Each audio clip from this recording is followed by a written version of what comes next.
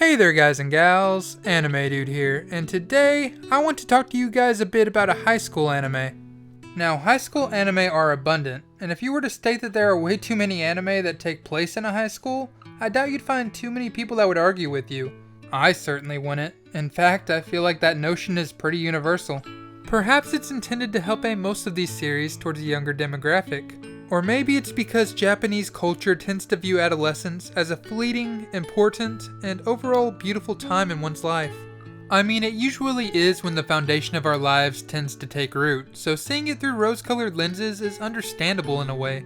Regardless, that overly common perspective helps to romanticize the time that young people spend in school. As a result, a solid portion of their entertainment and media, be it movies, manga, anime, dramas, or whatever, they all revolve around, or coincide with, that nostalgic time period known as youth. Heck, even over here in the West, I'd be lying if I said we didn't do the same thing to some extent. There's plenty of popular stories that take place during high school or college, and while I probably haven't seen most of them, some of my personal favorites include One Tree Hill and Blue Mountain State.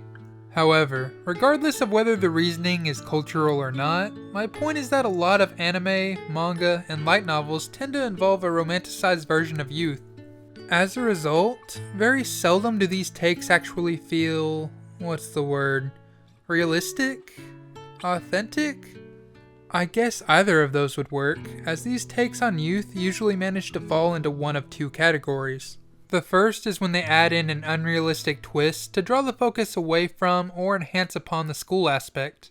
Like, why have a normal high school filled with normal students when you could have a hero high school filled with superpowered students? I would designate a show like that as a member of the first category.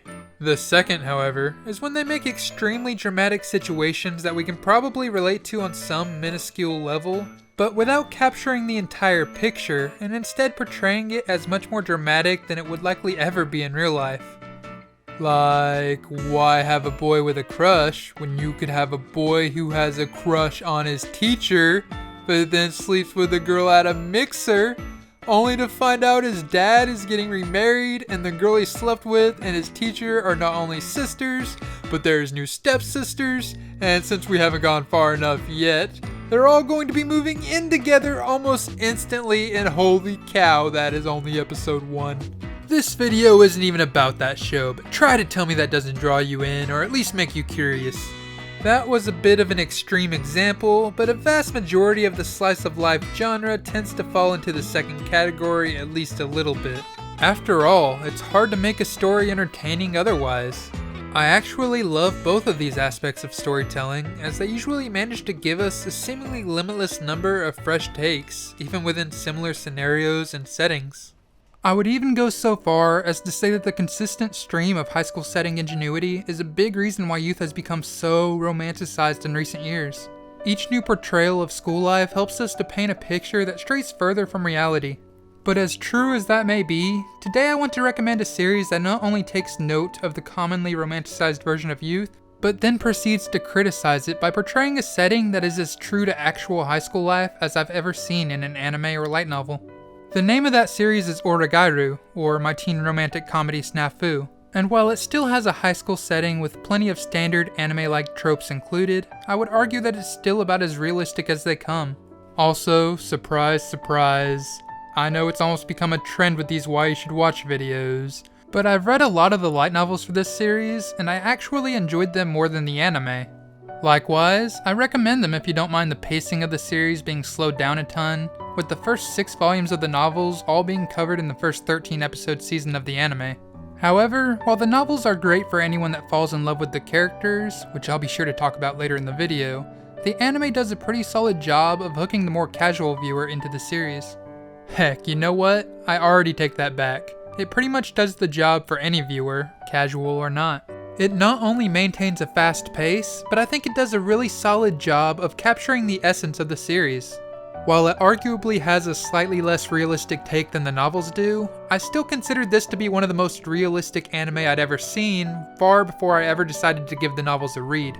With that being said, I'm sure that you will experience a similar amount of enjoyment regardless of how you choose to experience this series.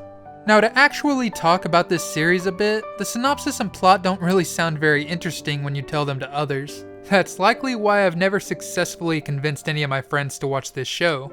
I know. As a potential viewer yourself, that's probably exactly what you wanted to hear, sarcasm intended. But don't click off this video just yet. Instead of telling you about the plot, I'm going to tell you a bit about the characters and how this series uses them to deeply explore the very concept of human connections and relationships. First off, the selling point of this series is the main character, Hikigaya Hachiman. He's one of the greatest characters you'll likely ever get the pleasure of knowing, and for anyone who chooses to read the novels, following his internal dialogue will only make you appreciate him that much more. Honestly, if I had to rank my top favorite characters of all time, he'd easily make my top 5. To elaborate a bit, Hachiman is the very definition of a loner. He doesn't really have any friends, nor does he feel like he needs them. In fact, he seems to take pride in the fact that he's a loner, and episode 1 actually starts out with one of his famous monologues. These monologues give us some insight into how he views the world, and his worldview seems to directly contrast the version of youth that we discussed earlier. He states that youth is a lie, and when he does, it seems obvious that he's referring to the glorified version of youth that's so prominent in other stories.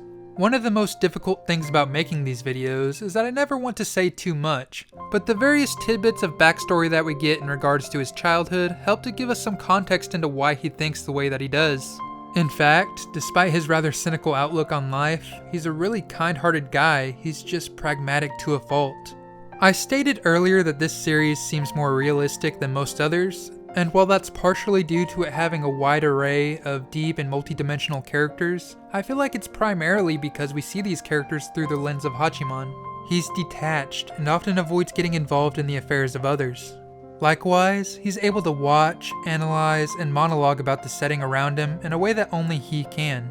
In fact, the plot of the show may not be anything too special, but it puts him in a situation where he gradually has to become more involved with other people.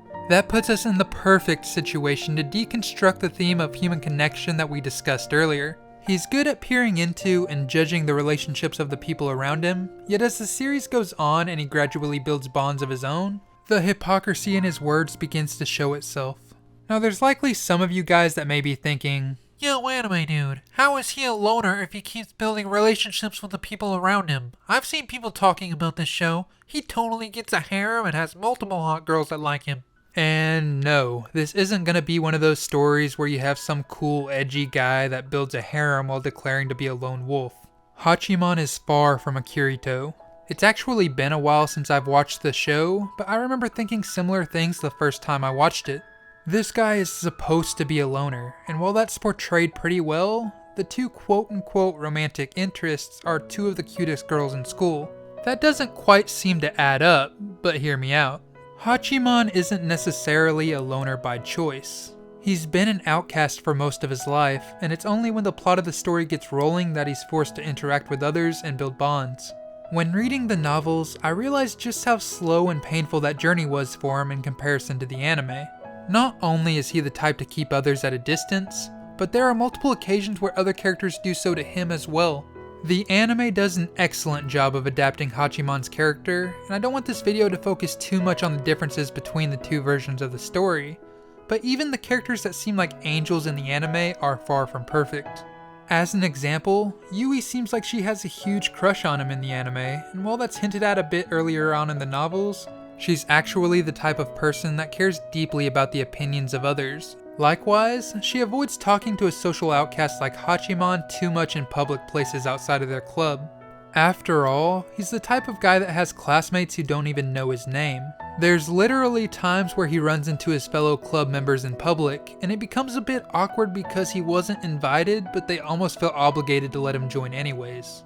Maybe all of this was in the anime adaptation, I don't really remember, but its inability to accurately display things like that at times is likely the closest thing it has to a flaw. Basically, while the anime made me fall in love with a lot of the characters, the novels were what made me realize just how flawed and layered the entire cast was. Then again, I guess that's almost to be expected when you're fitting 6 whole books into a little over 4 hours of runtime. Anyways, with Hachiman leading the way, the characters are what really make this show. There's very little action, but the playful and clever banter between the characters is usually enough to keep me entertained for hours on end. Like, if you enjoyed Spice and Wolf, the Monogatari series, or Bunny Girl Senpai, then this is probably the series for you if you haven't seen it yet. The plot is filled with plenty of standard anime tropes, situations, and references, but the way that the author uses those to explore concepts such as human connection and superficiality is nothing short of masterful. Doing so gives ample opportunity to flesh out the characters as they come to terms with who they are and what they desire. Anyways, I feel like this is a fun series, but like most others, it's at its best when you don't really know what to expect. So I'm gonna go ahead and end this video soon before I spoil too much.